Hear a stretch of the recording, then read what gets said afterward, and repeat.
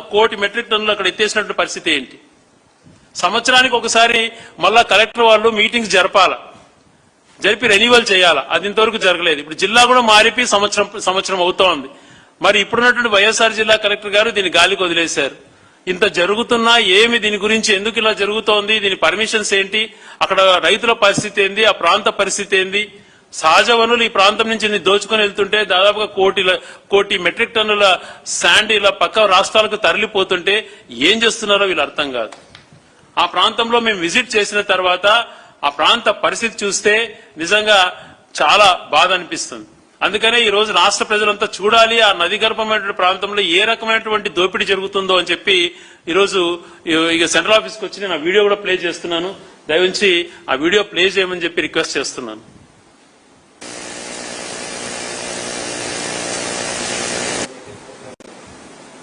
నడి మధ్యలో ప్రొక్లైనర్స్ పెట్టి ఇలాగ గుంతలు తవ్వి ఆడ రాళ్లు కూడా బయటపడినటువంటి ప్రదేశంలో ఏ రకంగా డైరెక్ట్ గా ఇది మాన్యువల్ గా చేయాల్సినటువంటిది ఆర్డర్ ప్రకారం అది కూడా లేదు. ఏ రకంగా తీసుకెళ్తున్నారో చూడండి. ఇలా రోజుకు 100-150 టిప్పర్లు ఆ రోడ్లలో 60-70 టన్నులు వేసుకొని అక్కడ రోడ్లు పాడైపోతున్నాయి. చూడండి, మేమంతా వెళ్ళినప్పుడు ఆ మిషనరీ అంతా దాపెట్టేశారు. మళ్ళీ మేము అటు నుంచి వచ్చేస్తేనే మళ్ళీ చూడండి నది గర్భంలో కిందికి తవ్వేసి రాళ్ళు ఎలా బయటపడ్డాయి.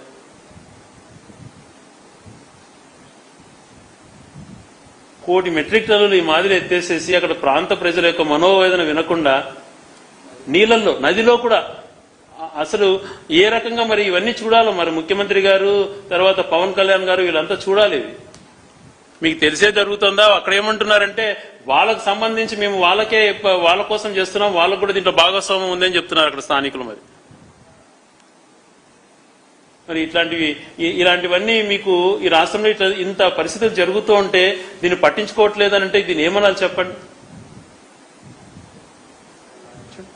కేజీఎఫ్ సినిమా అని చెప్పాను, నేను ఊరికే చెప్పలేదు.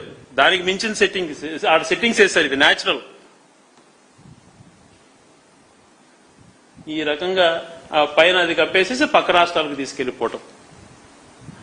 మరి రోడ్ యాక్సిడెంట్స్ లో ఎంతోమంది చనిపోతున్నారు. అన్ని పరిస్థితులను పట్టించుకోవడంలే. రోడ్లు గుంతలమయం అయిపోయినాయి అక్కడ అంత ప్రాంతాలలో.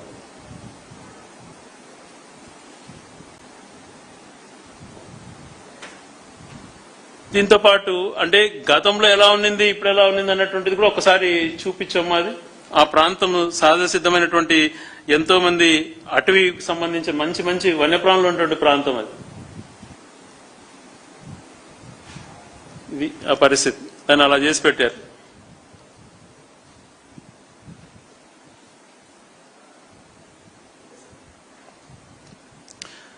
ఇంత దోపిడీ జరుగుతుంటే దీని గురించి ఏ ఒక్కరూ మాట్లాడడం లేదు.